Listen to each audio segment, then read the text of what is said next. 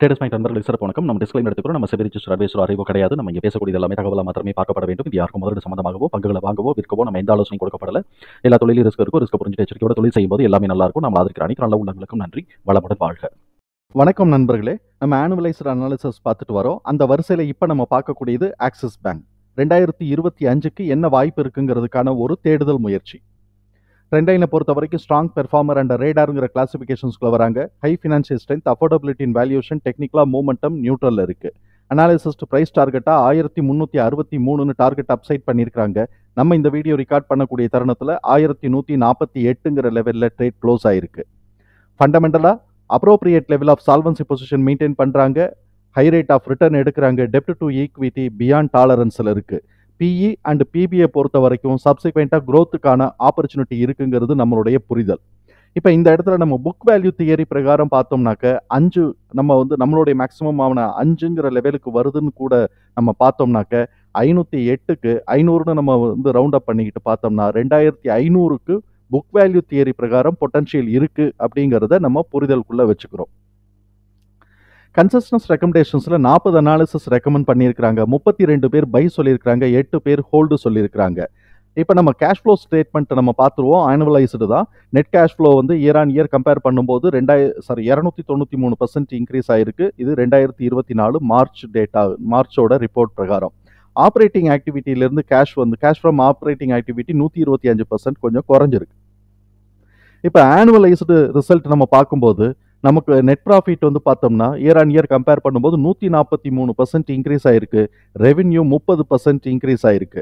இப்போ operating ப்ராஃபிட்டோடைய margin 28.52 வருது. அதே மாதிரி எபிடா மார்ஜின் 29.53 வருது. நெட் ப்ராஃபிட் மார்ஜின் 23 வருது. எல்லாமே 20க்கு மேலே இருக்கிறதுனால இது ஒரு நல்ல ஹெல்த்தியாக இருக்கு. இபிஎஸ் நம்ம பார்த்தோம்னா ஆனுவலைஸ்டு இபிஎஸ்ல திடீர்னு ஒரே ஜம்ப் 2023 மார்ச்ல 35 எடுத்திருக்கிறாங்க. அங்கேருந்து அப்படியே 85க்கு ஒரே ஜம்ப் பண்ணியிருக்கிறாங்க. ஸோ இப்போ இது க்ரோத் ஆஸ்பெக்ட்ல இருக்கு. இந்த ஜம்புக்கே இன்னும் இவங்க இதுக்கு மார்க்கெட் ப்ரைஸ் மேட்ச் ஆகலை, ஈக்குவலைஸ் ஆகலை அப்படிங்கிறதையும் நம்ம புரிதலுக்குள்ள வச்சுக்குவோம். இப்போ இவங்களுடைய கிராஸ் என்பிஏ 1.43 இருக்கு. லெஸ் தென் 3 நமக்கு acceptable region, universal acceptable region. அதே மாதிரி என்ஐஎம் 3.38 இருக்கு. இதுவும் நம்ம பல பேங்க் கம்பேர் பண்ணும்போது இதுவும் கொஞ்சம் நல்ல பொசிஷன்ல இருக்குங்கிறது நம்ம புரிதலுக்குள்ள எடுத்துக்கிறோம். இப்போ இவங்களுடைய ரெவென்யூ மிக்ஸ் நம்ம பார்ப்போம். ஆனுவலைஸ்டில் இப்போ ப்ராஃபிட் பார்த்தோம்னாக்க ரீட்டைல் பேங்கிங்லேருந்து 31%, கார்பரேட் பேங்கிங்லேருந்து 39% வருது. இது ரெண்டுத்தையும் நம்ம சேர்த்தோம்னாலே கிட்டத்தட்ட 70% கோர் பேங்கிங்லேருந்து வந்துடுது. மிச்சதெல்லாம் தான் கிராஸ் செல்லிங்லேருந்து நமக்கு கிடைக்குது. அப்போ கோர் பேங்கிங் ஆக்டிவிட்டீஸ் நல்லா ஹெல்த்தியாக இருக்குங்கிறத நம்ம புரிதலுக்குள்ள வச்சுக்கிறோம். குவார்டர்லி ரிசல்ட்டை பொறுத்த வரைக்கும் இயர் ஆன் இயர், அதாவது செப்டம்பர் 2024 செப்டம்பர் 2023 கம்பேர் பண்ணும்போது நெட் ப்ராஃபிட் 19.3% இன்க்ரீஸ் ஆயிருக்கு. ரெவென்யூ 18.4% இன்க்ரீஸ் ஆயிருக்கு. அது அந்த இடத்துல நெட் ப்ராஃபிட் பார்த்தோம்னாக்க இந்த இடத்துல நமக்கு கிட்டத்தட்ட ஒரு 1000 கோடி ரூபாய்க்கு இன்க்ரீஸ் ஆயிருக்கு. அதனால ₹3 இபிஎஸ் கூடி ₹23.90 லெவல்ல இருக்கு.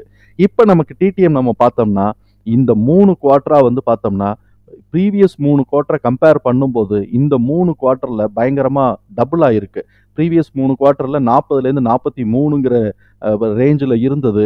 இப்போ 85லேருந்து 90க்கு வந்திருக்கு. அப்போ இது அப் ட்ரெண்டில் இன்னும் கொஞ்சம் நல்ல லீடு எடுத்து போகிறதுக்கான வாய்ப்புகள் இருக்குங்கிறத நம்ம புரிதலுக்குள்ளே எடுத்துக்கிறோம். இந்த இபிஎஸ் உடைய டிடிஎம் பேஸ் பண்ணி புக் வேல்யூ தியரி பிரகாரம் 2500க்கான பொட்டன்ஷியல் இருக்கு.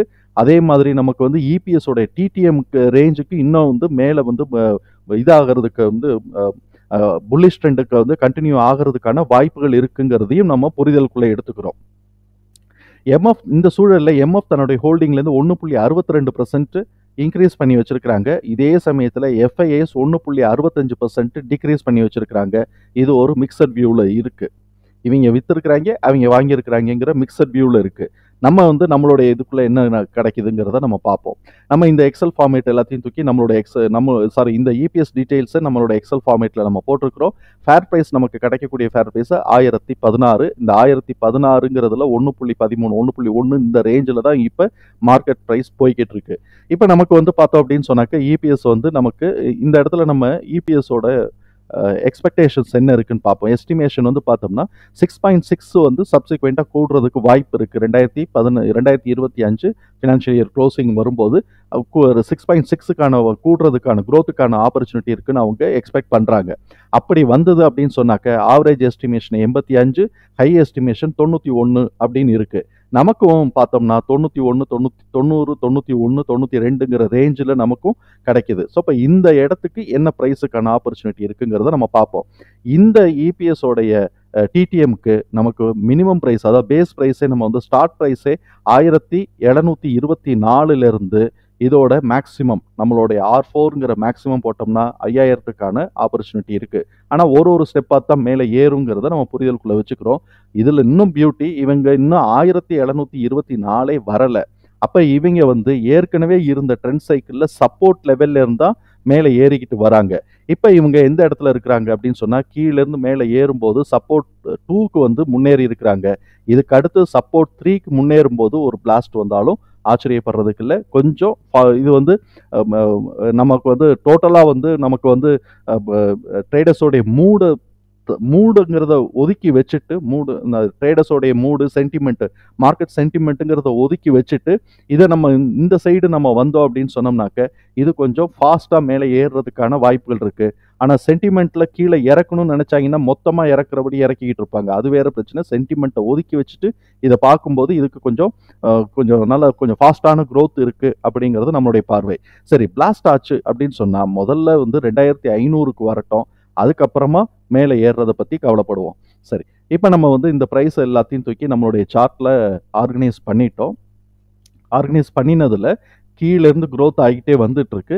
855, 727லேருந்து 855 அப்படிங்கிற ரேஞ்சை வந்து பிரேக் பண்ணிவிட்டு இவன் இப்போ மேலே ஏறிட்டு இருக்கிறான். மேலே ஏறும்போது இப்போ எந்த ரேஞ்சை தொற்றுருக்கிறான்னு பார்த்தோம்னா இந்த 1328லேருந்து 1518ங்கிற லைனை வந்து பாட்டம்மை தொட்டுட்டு திருப்பி இவன் கீழே இறங்கியிருக்கிறான். இப்போ இதை நான் வந்து என்ன பண்ணுறேன் அப்படின்னு சொன்னால் இந்த ரேஞ்சை வந்து சப்போர்ட்னு எடுக்கிறேன். இது 855, 727ங்கிறது சப்போர்ட் 1ன்னு எடுத்துக்கிறோம். இப்போ வந்து இது வந்து சப்போர்ட், இதை கூட சப்போர்ட், இதை சப்போர்ட் 1ன்னு வச்சுக்கலாம். 1155லேருந்து 998 சப்போர்ட் 1ன்னு எடுக்கிறேன். சப்போர்ட் 2ங்கிறது 855லேருந்து 727ங்கிறத நம்ம எடுத்துக்கிறோம். இப்போ அவன் என்ன பண்ணியிருக்கிறான், இந்த R1ங்கிற 1328லேருந்து 1518ங்கிறதுல பாட்டம்மை தொட்டுட்டு திருப்பி சப்போர்ட் 1ஆன 1115லேருந்து 998க்கு வந்திருக்கிறான். இப்போ நமக்கு வந்து கீழே வந்து இந்த சப்போர்ட் 1155லேருந்து 998ங்கிறது ஒரு சப்போர்ட்டு, செகண்ட் சப்போர்ட்டுங்கிறது 855லேருந்து 727ங்கிறது செகண்ட் சப்போர்ட் ஜோனாக இருக்குது. மேலே ஏறும்போது R1உடைய ஜோன் வந்து 1328லேருந்து 1518, அதுக்கு அடுத்த ஜோன் நமக்கு பார்த்தோம் அப்படின்னு சொன்னால் R2 ஜோனுக்கு நம்ம வரும்போது நடுவில் இருக்கக்கூடிய வேல்யூ 1724. R2 ஜோன் வந்து 1949லேருந்து 2193, அதுக்கு மேலே போகும்போது 2456 அப்படிங்கிறது ஒரு லெவல் இருக்குது. ஸோ இப்போ இதெல்லாம் நம்ம பார்த்துக்கிட்டோம். இப்போ R1ங்கிறது 1328லேருந்து 1518, R2 ஜோன் அப்படிங்கிறது 1949லேருந்து 2193. R1க்கும் R2க்கும் நடுவில் 1727ங்கிற ஒரு ரெசிஸ்டன்ட் பாயிண்ட் இருக்குது. இதை உடைச்சாங்கன்னா இந்த ரீஜனுக்குள்ளே வர்றதுக்கு, ஜோனுக்கு வர்றதுக்கு வாய்ப்புகள் இருக்குது. சரி, இப்போ இவன் கீழே இறங்கினா நமக்கு வந்து நம்ம சப்போர்ட் ஜோனுங்கிறது 1155லேருந்து 998 பார்த்துட்டோம். செகண்ட் சப்போர்ட் ஜோன் வந்து 855லேருந்து 727ங்கிறத பார்த்துட்டோம். இப்போ இவனுடைய மூவ்மெண்ட் என்னவா இருக்குங்கிறத நம்ம பார்ப்போம். கீழே வந்து நமக்கு இப்போ நான் ஃபுல் ஸ்க்ரீனில் வச்சிருக்கிறதுனால நான் அந்த டிராயிங் டூல் எடுக்க முடியல. சரி, இந்த இடத்துல வந்து பார்த்தோம்னா ப்ரைஸ் ரேஞ்ச் வந்து இந்த ஃப்ளாட்டாக கீழே வந்து ஃப்ளாட்டாகவும் பாட்டமில் வந்து ஃப்ளாட்டாகவும் மேலே வந்து ஸ்லோப்பாகவும் இருக்குது. ட்ரெண்டிங்கில் வந்து ஸ்லோப் ட்ரெண்டு, டவுன் சைட் ஸ்லோப்பாகவும் இருக்குது. இப்போ இவன் வந்து இந்த ஃப்ளாட் ரேஞ்சை உடைக்காமையே ஒரு மீன்மெண்ட்டை ஃபார்ம் ஆயிரும். ஃப்ளாட் ரேஞ்சையே உடைக்காமல் இவன் இப்படியே மேலே ஏறினான்னா நல்லா பெருசாக மேலே ஏறுறதுக்கு வாய்ப்பு இருக்குது. இந்த 1328லேருந்து, அதாவது R1ஆன 1328லேருந்து 1518ங்கிற ஜோனை டக்குன்னு இவன் வந்து தொடர்றதுக்கு வாய்ப்பு இருக்குது. அப்படி வந்துச்சு அப்படின்னு சொன்னாக்க இவன் வந்து இந்த 1518 எடுத்துகிட்டு திருப்பி மிட் பாயிண்ட் வரைக்கும் ஒரு புல் பேக் எடுத்துகிட்டு 1727 போனாலும் ஆச்சரியப்படுறதுக்கு இல்லை. ஆனால் இப்போ நம்ம வந்து ஃபஸ்ட்டு R1ங்கிறது 1328லேருந்து 1518, அதை உடச்சி மேலே போகும்போது 1724க்கான வாய்ப்பு இருக்குங்கிறத நம்ம பார்க்குறோம். சப்போஸ் இவன் வந்து இந்த ஃப்ளாட்டை கீழே உடைச்சிட்டான் அப்படின்னு சொன்னோம்னாக்க நமக்கு வந்து கிடைக்கக்கூடிய ஒரு சப்போர்ட் பாயிண்ட்டுங்கிறது 998. இந்த ஜோனோட பாட்டம் லைன் 998. அதுக்கும் கீழே வந்தோம் அப்படின்னு சொன்னோம்னாக்க சப்போர்ட் 1க்கும் சப்போர்ட் 2க்கும் நடுவில் இருக்கக்கூடிய மிட் பாயிண்டான 926. 926ஐயும் உடைச்சிட்டான சப்போர்ட் ஜோனான 855லேருந்து 727ங்கிற லெவலில் சப்போர்ட் எடுக்க வாய்ப்பு இருக்குங்கிறது நம்மளுடைய புரிதல். மேக்சிமம் 998க்கு பிரேக் ஆகிறது கஷ்டம் அப்படிங்கிறது என்னுடைய புரிதல். காரணம் என்னன்னா ஃபேர் ப்ரைஸே நமக்கு 1000க்கு மேலே வந்திருக்கு. அதனால இந்த இடத்துலயே அவன் மேக்சிமம் சப்போர்ட் எடுக்கிறதுக்கான வாய்ப்பு இருக்குங்கிறது நம்மளுடைய புரிதலாக இருக்கு. தகவல் நமக்கு பயனுள்ளதாக இருக்கும் நம்புறேன். தகவல் பயனுள்ளதாக இருந்ததுன்னா சங்கருக்கு ரொம்ப சந்தோஷம். நம்மளை ஆதரிக்கிற அனைத்து நல்ல உள்ளங்களுக்கும் நன்றி. வளமுடன் வாழ்க. நன்றி நண்பர்களே.